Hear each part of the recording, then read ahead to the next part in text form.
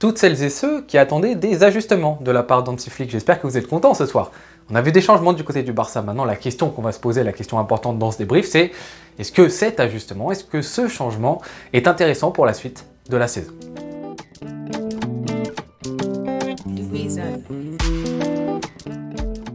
Mesdames et messieurs, le FC Barcelone remporte ce match du dimanche soir, dimanche fin d'après-midi contre Elche, 3-1 et il s'est passé des choses intéressantes à analyser. Et dans ce match, enfin dans ce débrief, surtout ce qui va être intéressant de dire, tout d'abord, c'est qu'il faudra être modéré sur ce qu'on a vu. Pourquoi? Parce que, encore une fois, le Barça est dans une situation très compliquée où beaucoup de joueurs sont absents, beaucoup de joueurs viennent de revenir dans l'effectif et que ce Barça essaye justement de trouver des solutions à son football et que ce n'est pas en un seul match que le FC Barcelone va les trouver, tout simplement. Donc ça, c'est important de le dire en début de match, mais il n'empêche qu'il va falloir aussi raconter ce qui s'est un petit peu moins bien passé du côté du FC Barcelone. Et tout d'abord, ce qu'il faut retenir, c'est que Hansi Flick a essayé de mettre en place une animation du Barça presque totale transition. Alors on le savait, la venue du coach allemand, on l'avait dit, le FC Barcelone va être une équipe qui sera plus verticale, en tout cas beaucoup plus que celle de Xavi. Maintenant, on a vu l'année dernière que loin de là, le Barça était qu'une équipe de verticalité. Le Barça avait beaucoup aussi de contrôle à certains endroits du terrain, même s'il manquait du contrôle en phase haute, ce qu'on a longtemps regretté. Mais il y avait quand même à certains moments, surtout en phase basse, du contrôle de la part du FC Barcelone. On a vu certaines rencontres l'année dernière où on a joué la surverticalité de la part du FC Barcelone, certains matchs d'ailleurs qui étaient agaçants à voir, et dans certains autres matchs, ça a fonctionné. Et aujourd'hui, ça a fonctionné. Malgré le fait que ça ait fonctionné, je trouve que dans l'animation globale, sur ce qu'on a vu pendant 90 minutes, il y a beaucoup de choses qui ne sont pas encore bien en place dans le mode de fonctionnement du FC Barcelone, dans ce football justement de transition. Alors la question qu'on peut se demander, c'est pourquoi est-ce que Hansi Flick a mis en place ce football de transition de verticalité?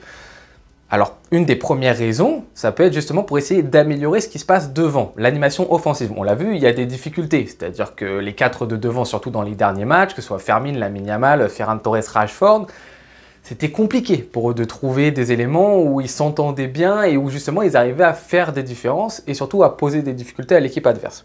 Donc par rapport à ça, Hansi Flick se dit je vais essayer de mettre en avant mes éléments et de les mettre dans les bonnes conditions de transition. Surtout Fermin Lopez. Fermin Lopez, on l'a dit, est un joueur redoutable dans cette animation, dans ce système-ci. Fermin Lopez adore les espaces et on l'a vu ce soir, ses 2 passes décisives et en plus de ça, peut-être le joueur offensif le plus en vue du côté du FC Barcelone. Et on l'a vu, il adore ça. Maintenant, la question à se poser avec Fermin Lopez, c'est quand les espaces vont se restreindre, est-ce qu'il est capable aussi d'avoir des performances XXL? Pour l'instant, non. Maintenant, Rashford, on voit aussi un tout petit peu plus à l'aise. C'est pas encore pour moi très haut niveau, mais il s'en sort notamment avec un but. Mais on voit que Rashford, c'est aussi un joueur qui aime les espaces. Ferran Torres, j'ai pas trouvé monstrueux ce soir. Lamine Yamal s'en sort avec un très beau but, mais encore une fois, Lamine Yamal, et je pense, bien évidemment, encore une fois, dans ce match, il faut faire attention à ce qu'on dit. Lamine Yamal, je pense, est toujours gêné. Il a toujours une gêne, ça se ressent. Lamine Yamal, voilà, super beau but en début de match. Encore une fois, très bon début de rencontre.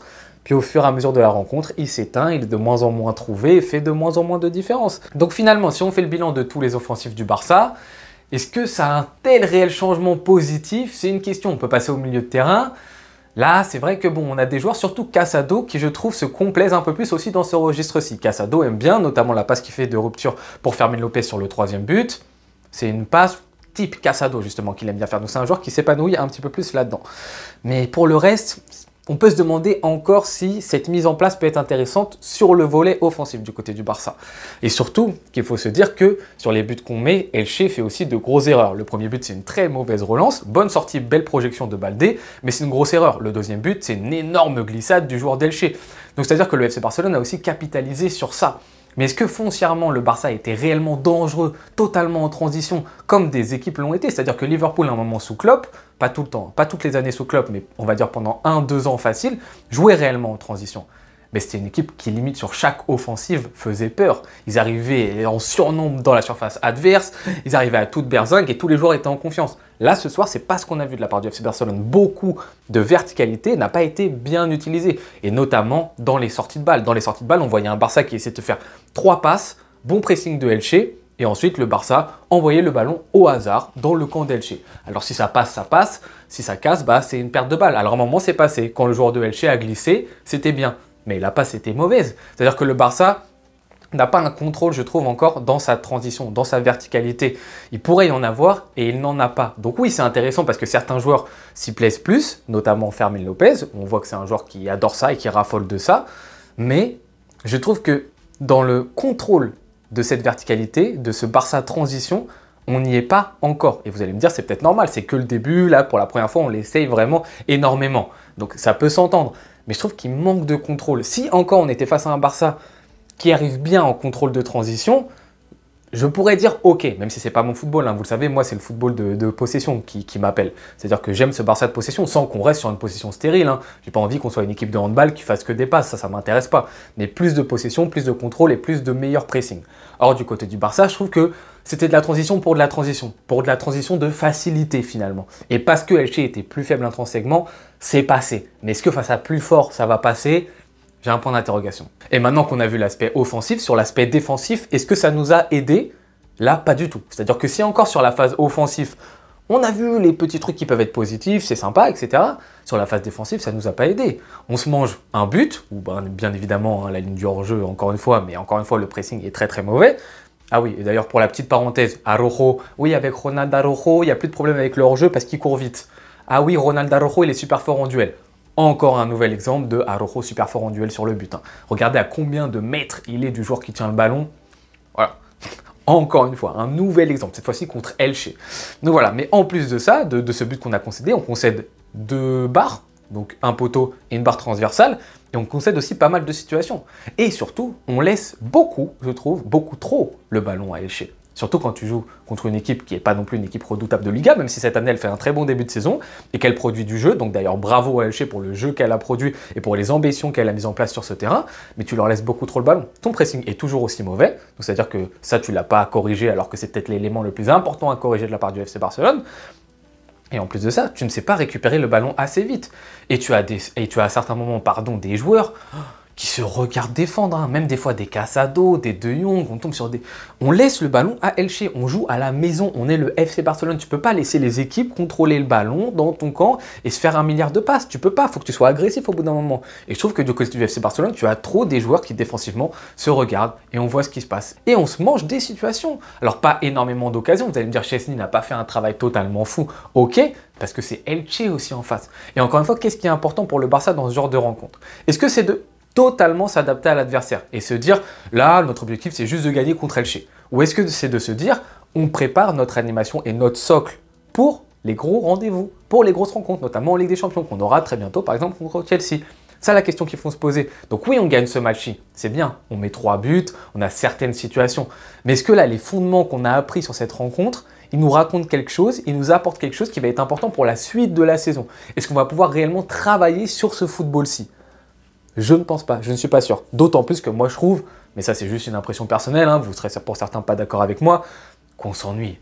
Franchement, le match il est lent. J'étais là, j'ai tweeté à la mi-temps, mais est-ce que c'est le match d'entraînement ou est-ce que c'est le match officiel?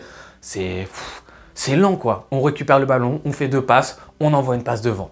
Ensuite, ils ont la balle, ils conservent la balle, on essaye de défendre, on défend pas très bien, on récupère le ballon. On se fait 3 passes, on envoie devant. Ensuite, on essaye d'être au second ballon, on essaye d'être au duel. Ça passe parce que c'est Elche. Mais est-ce que contre les gros clubs, ce style de football, il passera? Après, encore une fois, comme j'ai dit au tout début de la vidéo, il faut être mitigé par rapport à ce qu'on a vu. Parce qu'on a plein d'absents, et notamment aussi Pedri, qui est un des joueurs super importants pour la conservation du FC Barcelone, ou même un Cubarsí, hein, qui, contrairement à Ronald Araujo, est un joueur type conservation de balle, qui ont fait que peut-être qu'on a mis cette prestation-là. Et que dans un premier temps, peut-être pour le FC Barcelone, l'objectif, c'est aussi peut-être se redonner confiance. Et qu'une rencontre comme ça, dans l'optique de Flick, il se dit, moi, mon objectif numéro 1, c'est de donner confiance à mes joueurs offensifs. Et donc, j'essaie de mettre en place un football qui leur plaît. Donc oui, si c'était ça la case qu'il y avait à cocher de la part d'Hansi Flick, c'est réussi. Parce que oui, tu fais plaisir à Rashford, tu fais plaisir à Fermín López, normalement à Ferran Torres quand tu joues ce football-là. Mais est-ce que foncièrement, c'est le jeu que tu dois mettre en place avec les autres profils que tu as dans ton équipe, Frenkie de Jong, Pedri, Cubarsí, etc., quand ils seront de retour? C'est une question qui peut réellement se poser. Donc à voir semaine prochaine contre Bruges, qu'est-ce qui va se passer, quelle animation il y aura. Est-ce que ça, ce qu'on a vu ce soir, c'était juste pour Elche, ou est-ce que c'est quelque chose que va retenter Flick? Ça c'est la question, mais c'est surtout la question du prochain match. Sur cette rencontre-ci, je suis content de la victoire, je suis content si certains joueurs individuellement ils ont pris en confiance, mais je trouve que dans le contenu, dans le bloc du FC Barcelone, dans le contrôle. Défensivement, c'était pas assez, et offensivement, oui, il y a eu des choses positives, mais c'était pas non plus si flagrant pour que je sois totalement content et que je me dise les problèmes sont réglés du Barça, même si c'est normal que ça prenne du temps à ce qu'il y ait un travail autour des problématiques du FC Barcelone. Mesdames et messieurs, maintenant, n'hésitez pas à me dire ce que vous avez pensé de cette rencontre-ci. Est-ce que vous êtes satisfait? Est-ce que vous êtes content de la manière dans laquelle on a joué? Est-ce que vous aimeriez qu'on retente cette animation face à d'autres équipes? Est-ce que justement vous avez été un petit peu comme moi, saoulé un petit peu de ce que vous avez vu sur le terrain aujourd'hui? N'hésitez pas à me dire tout ça en commentaire, je ferai un plaisir comme d'habitude de vous répondre. On se dit à tout bientôt. Ciao.